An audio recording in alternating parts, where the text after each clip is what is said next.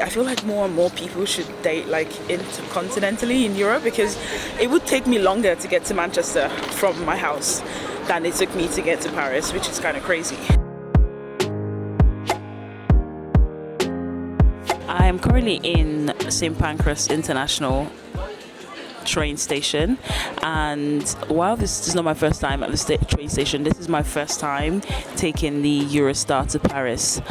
So the deal is, I really thought that taking the train was literally going to be like a really smooth, like fun experience. Like, you know, you just walk in front of the, you know, walk to where, you know, maybe your platform or something, and then you jump on the train. However, there are so many people in this train station. I had to go through, like, I literally got to the train station at, maybe I would say, my train is at 5:30, right? It's delayed, but that's a different story. The train is at 5:30, and I think I got here like 40 minutes before. And I don't know why I'm so shocked. Like, there's so many people. I had to go through immigration and like border control. I think I'm maybe I was just really naive. I genuinely thought that I would just fly through, and like it would just be like getting the train from my house to London like I normally do every day. I didn't expect to see this amount of people, or this amount of like, yeah, hassle to basically get on the train. There's not really anywhere to sit down. It's kind of like we're all just shoved around somewhere in the middle. I think maybe because it's the holidays as well, that doesn't help, because obviously lots of people are traveling. But yeah, I'm still looking forward to it though.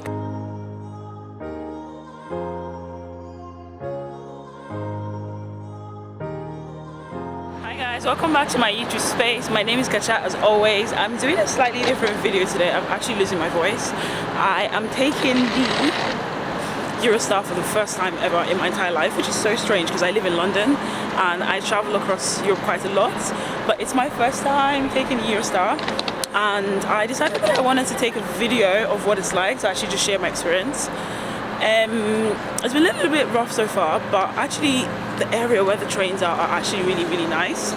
So I'm looking forward to see what it's like, what the journey's like, taking a train from London to Paris and then Paris back into London again. So I'm in the first coach. I'm trying to find where the coach is. The station is really lovely. I love how wide it is. I'm in the first coach and it's a bit of a trek to be honest, to find the first one, but let's see. Yes. Are you on YouTube? I am, yes. Mainly YouTube. What's the name so I can follow you? Oh, I can spell it for you. Kacha. Write down. Oh, let me show you. Oh, that's so sweet. Thank you so much. Are you K-A. Yeah, I am. K-A-C-H-A apostrophe S and then space. Kacha space. Yes. Show her, is that the right way? That's correct, yes. Okay. Do you know if they're connected? I think they are, right? Yeah, she's a YouTuber. Hi.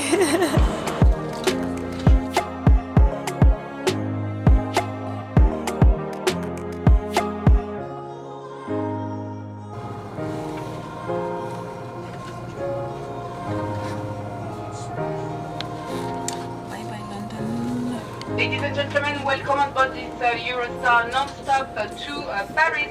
I think I should be used to this everywhere by now, but I'm not. Free Wi-Fi? Free Wi-Fi? The Wi-Fi on this train was actually pretty good, and it's fairly easy to connect to. They didn't need you to like give them your birth details and your mother's unborn child or something like this. It was fairly easy to connect to, and once I was in, the Wi-Fi was pretty solid throughout the entire journey.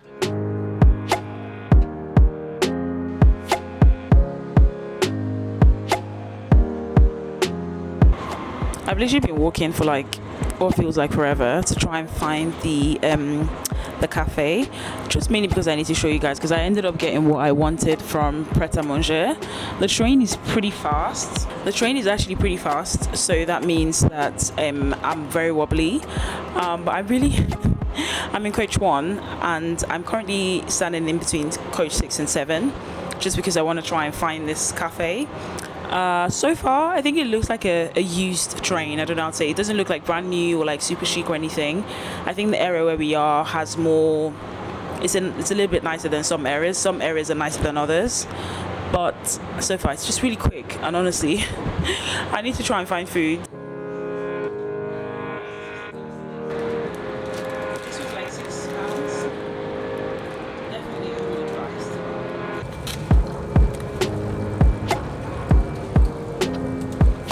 I just checked my Google map and then I realized that, oh no, actually I got a notification that we are in, like, welcome to France. I checked my Google map and it was like, yeah, you're in, like, we just passed the tunnel. I didn't even notice.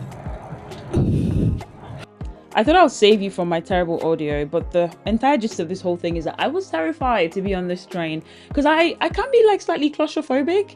So I was thinking to myself, oh my goodness, I'm going to spend this amount of time in a tunnel. Like, I hope I'm not in the tunnel for too long because I'm just like, I don't know. I hate water. I can't swim. I'm terrified of the ocean and all of that. So just the idea of being in a tunnel underwater for such a long time just like made me feel a little bit sick. But to be honest, I didn't even notice. I didn't notice when it happened. I didn't notice when we stopped. I didn't notice what was going on. Next thing I know, I look at my Google map, I get a notification on my phone, and then it's like, oh, you're in Paris, or like, welcome to France. And I was like, ooh, that was cute. So if you ever worry about even noticing the tunnel, like worried about that, if you're weird like me, then I can tell you for matter of fact that that's nothing to worry about. Absolutely nothing.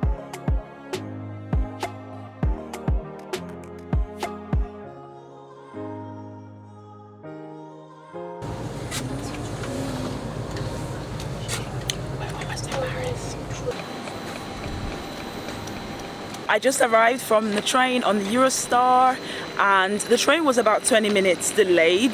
But other than that, honestly, like, it was really easy once I got on the train to just sit there kind of and go through. The journey was about 2 hours. It was a wow. It was a two. Weather conditions can make the platforms and the steps slippery. Please be careful when moving around the station and the platform. That's really nice. I didn't expect them to do anything in English, but you know what? That's nice. You know, they're saying the platform is slippery. But the journey was okay. Like, it was really easy. The train is really long though. I'm gonna try and see if I can even move my tickets because my sister's ones, when we're coming back, we're sitting separately. But yeah, it's generally clean, like no hassle. There's a lot of people because it's the holidays. Or it's a public holiday, should I say. So there's a lot of people on the train, which I should have expected, but it's like, yeah, fair enough. But other than that, like, it was really straightforward. Europe is really tiny. It was a 2-hour train from Paris to London. Can you imagine? I feel like more and more people should date like intercontinentally in Europe, because it would take me longer to get to Manchester from my house than it took me to get to Paris, which is kind of crazy. Like, if you exclude waiting times, even if you include waiting times, actually, it took me like 4 hours and a bit on the train to get to Manchester, and it took me probably just a little bit less to get to Paris. So yeah, anyway, I'm gonna obviously share like the station. One station looks like it's really big. There's lots of different platforms, like similar to what you have in St Pancras, obviously.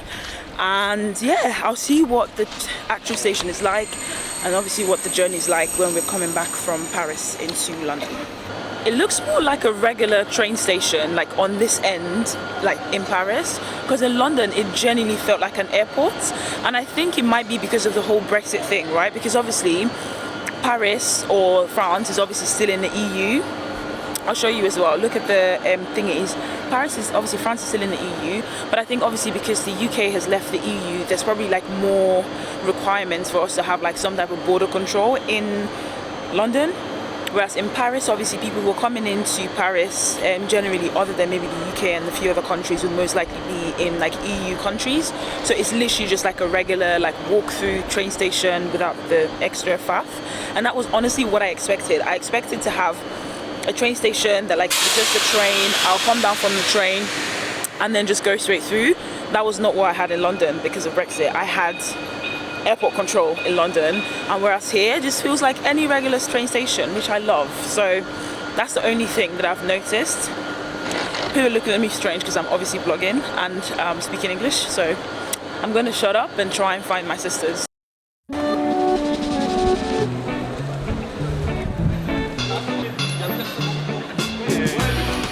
So I'm here the second time round. I'm going back to London on Eurostar again, and unfortunately this time around we missed our train. I didn't realize actually that coming back, if you're leaving, especially I think because of Brexit and everything, you have to really make sure that you're here at least 30 minutes before your train departs. I didn't realize, and we were here 10 minutes before. I think if you're going into other EU countries it's fine because obviously Brexit, but because of Brexit and the additional regulations that you have to, but like basically check-in and like boarding and like immigration and passport control that you have to do because of Brexit, you have to make sure that you're here in time. Otherwise, obviously the check-in closes. They call it check-in, but it's not check-in. The immigration closes 30 minutes before the train departs. I think the halls are really nice. It's a really beautiful train station. It's quite big. There's a lot going on here. Thankfully, I think it was relatively straightforward to extend or like get the next train out, but it was expensive. It was like 50 euros per person. Mind you, as I said before, like the tickets for the Eurostar can be quite affordable. My return ticket is supposed to be £75, which is usually what you get on a sale, £75. But yeah, unfortunately, I decided to change them during peak periods when there wasn't a sale, so I ended up paying a lot more relative to the cost of the tickets. The exchange is expensive, but you know, it's our own fault for not realizing, so it is what it is. What can you do?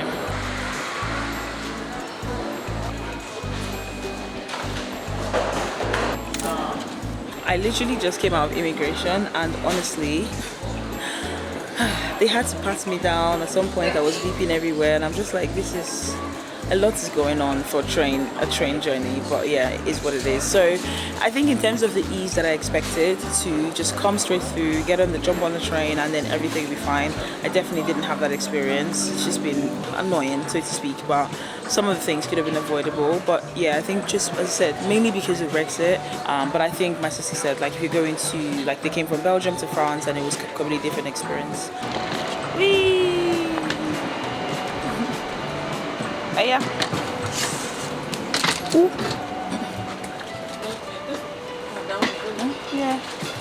Pass me one. Places to put your bags over here. Will the bags enter? Yeah, this one.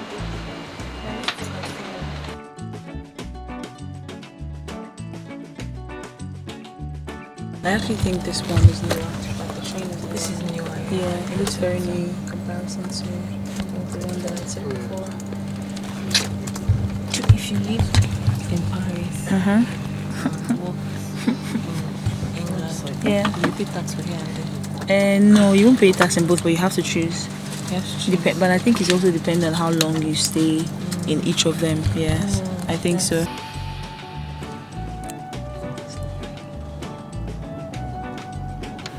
As you can see, this is a much more new. Let me even turn around this way. But this is a newer train than what we have. There's lots of sockets on the train. It has like English plugs and UK plugs, which is good. UK plugs and European plugs, I was going to say, which is good. We're actually now back in London, and that is all from me. Thank you for coming on this journey, learning about how to get on the Eurostar. I hope you learned something or found something interesting about this. I'm losing my voice because I lost my voice in Paris, but thank you so much for watching this video, and I'll see you somewhere in this space sometime soon. Bye bye. Thankfully the train was actually on time this time. It was painful having to wait almost 2 hours.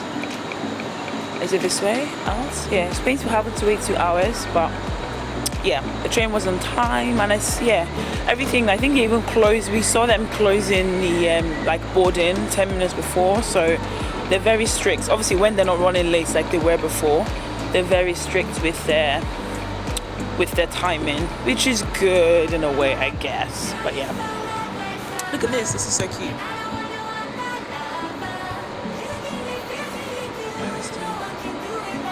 I want my time.